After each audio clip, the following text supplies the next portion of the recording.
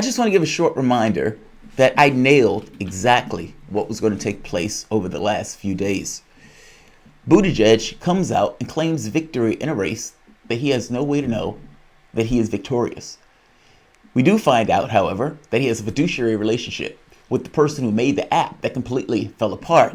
The Iowa Democratic Party starts to come out and give information piecemeal, only, though, after Bernie Sanders puts out 60%, do they put out 62%? Their original push was going to be 50%. All of this stinks. And they put out a number that gave the false impression as if Pete Buttigieg was winning.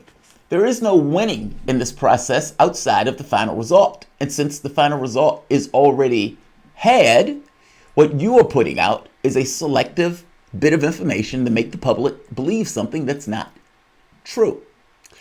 This is the New York Times. Well, a few things. First, Sanders, the DNC buries the 70% that he put out late last night. Well, Sanders is ahead of the popular vote, still at 70% ahead of the popular vote.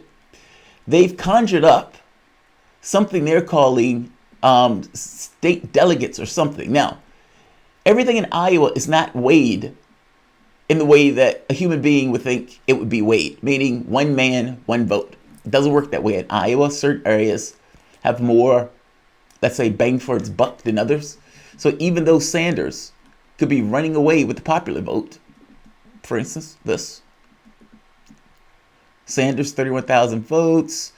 Buttigieg, 27,000. Second round for Sanders, 32,72, blah, blah, blah. Meaning he wins the first round, he wins the second round, but Buttigieg ends up with more SDEs.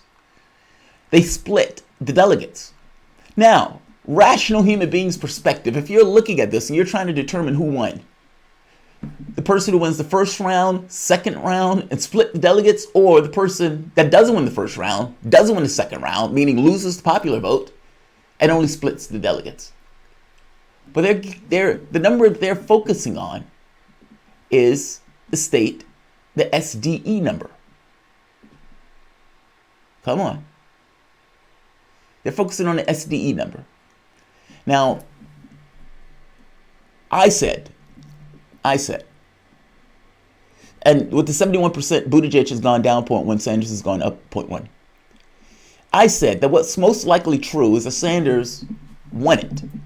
But they don't want to say Sanders won it, because if you do, he could scream, I won. He'd get a bump, momentum bump, as he goes into New Hampshire. The person who wins tends to get more eyes on them. It tends to get a bump when they go into the next state.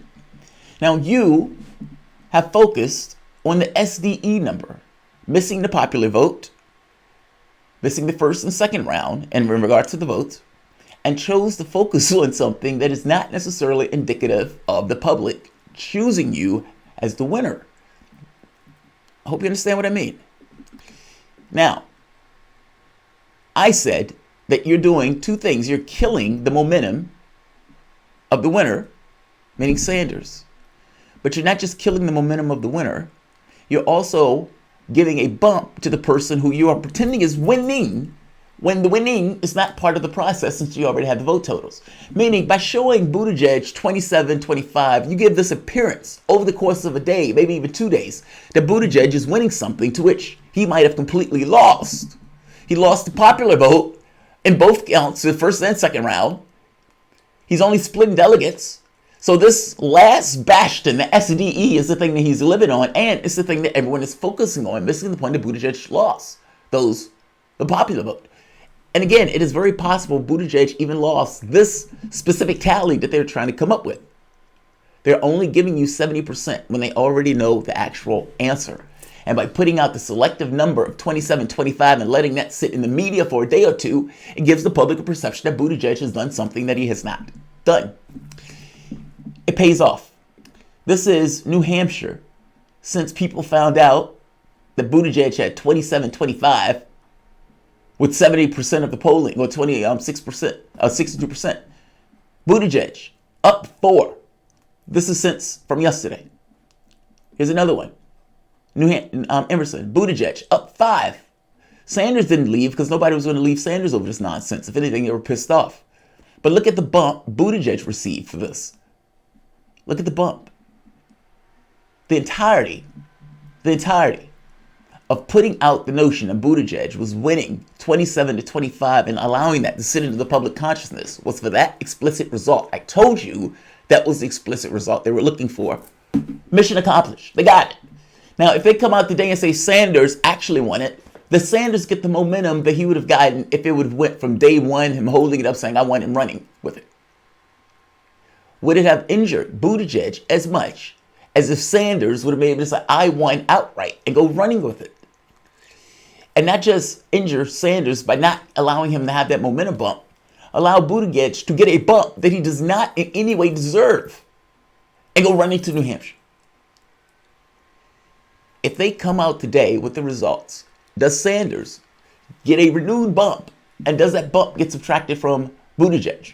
Or has the public stopped entirely paying attention to this particular result and moved on to thinking about something else, allowing you to effectively bury the fact that Buttigieg lost and Sanders won?